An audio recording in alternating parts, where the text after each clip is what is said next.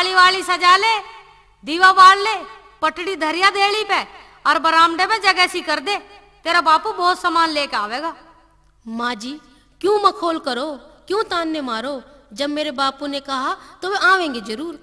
ये आवेगा कद, जब ब्याह खत्म हो लेवेगा। माँ जी कोई वजह होगी, जूनागढ़ तय सिरसागढ़ नजदीक तो है ना। ये वजह के होती उसे आना ही ना दिखे कि जावेगा तो बेइज्जती होवेगी। देन को कुछ है नहीं और भात में के चिमटे मजीरो तो काम चले। माँ जी वे आवेंगे भी और सामान भी लावेंगे। मुझे चलती बेर बापू ने न्यू कहा था कि बेटी मैं जरूर आऊंगा।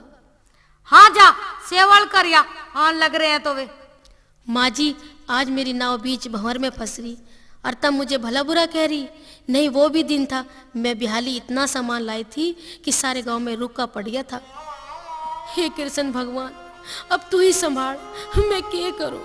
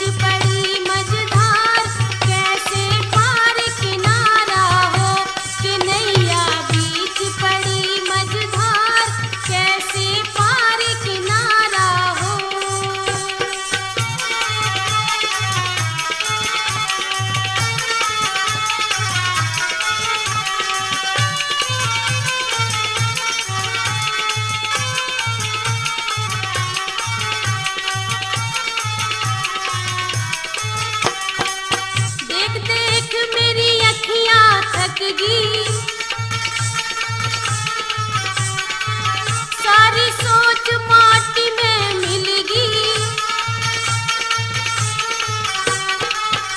मेरा सर चक्कर खा रहा हो कि कैसे